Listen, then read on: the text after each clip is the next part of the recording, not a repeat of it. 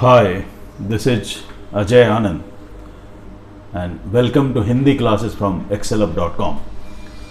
इस वीडियो में आप सुमित्रा नंदन पंत द्वारा लिखी कविता पर्वत प्रदेश में पावस के अर्थ को समझेंगे। पावस यानी जाड़े का मौसम, शरद ऋतु। तो कवि का कहना है, पावस ऋतु थी पर्वत प्रदेश, पल पल परिवर्तित प्रकृति वेश। जाड़े का मौसम है पहाड़ी इलाके में, और ऐसे में जो प्रकृति का वेश है यानी उसकी जो रूपरेखा है, उसका जो नज़ारा है वो हर क्षण बदलता रहता है। कभी हो सकता है तेज़ धूप निकलती हो, कभी छाह आ जाती हो, कभी सर्द हवाएं चलने लगती हों। तो आपके सामने जो दृश्य होता है पहाड़ी इलाके में जाड़े के मौसम में, उसमें हमेशा बदलाव आते रहते हैं।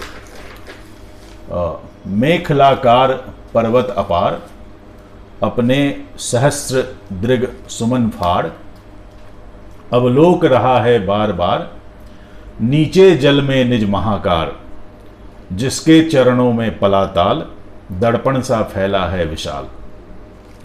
जो पर्वत की श्रृंखला है वो इतनी लंबी है कि मेखला के आकार की है। यानी मेखला मतलब होता है कमर में पहनने वाला आभूषण, जिसे करघनी कहते हैं।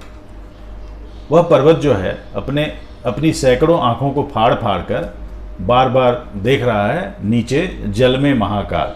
उसके नीचे जो बड़ा सा ताल है, जो कि किसी दर्पण सा विशाल फैला हुआ है, उसमें यह पहाड़ अपने प्रतिबिंब को, अपने अस्क को बार बार निहार रहा है।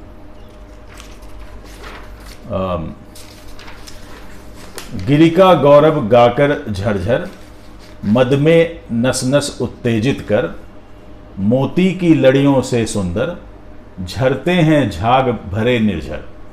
अब इन पंक्तियों में कवि ने झरने की सुंदरता का वर्णन किया।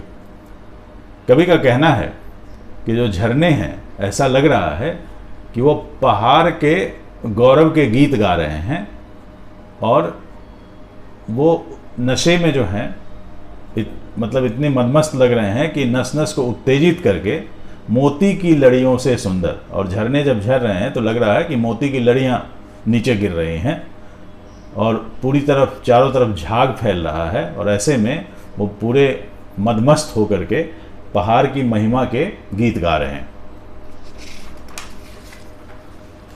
गिरिवर के ऊपर से उठ उठ कर, उच्चाकांक्षाओं से तरवर, है झांक रहे नीरव नववर, अनिमेष अटल कुछ चिंता पर।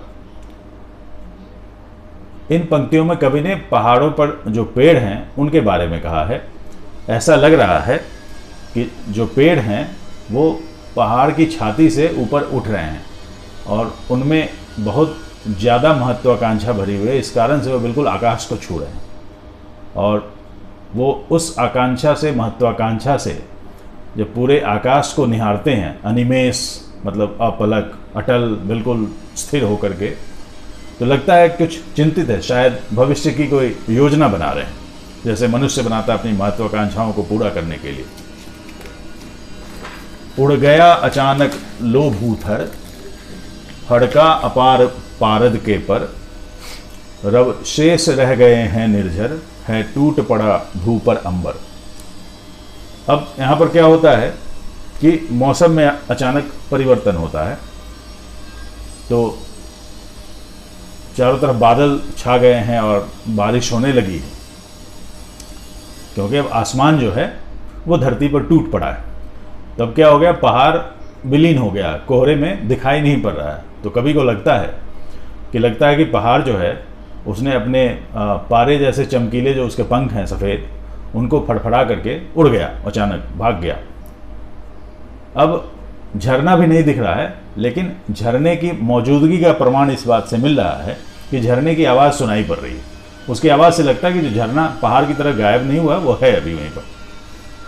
तो बारिश में ऐसा ही कुछ नज़ारा होता है, कोहरा छा जाता है, बिल्कुल नज़दीक की चीज़ भी दिखाई नहीं देती है। हाँ, कुछ चीज़ों को हम उनकी आवाज़ के कारण ये कह सकते हैं कि ये फला चीज़ वहाँ पर है। धस गए धरा में सभय शाल, उठ रहा धुआं जल गया ताल, यूं जलदयान में विचर विचर, था इंद्र खेलता इंद्रजाल। जब बारिश हो रही है तो ऐसा लग रहा है कि बादलों के विमान पर सवार होकर भगवान इंद्र आ गए हैं और वो इंद्रजाल फैला रहे हैं, मतलब चारों ओर जादू फैला रहे हैं, जादू टोना कर रहे हैं, और जिसके कारण से जो ताल है उसमें से धुआं उठ रहा है।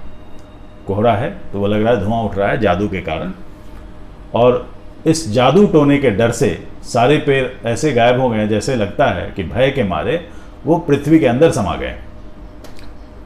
That's all, thank you.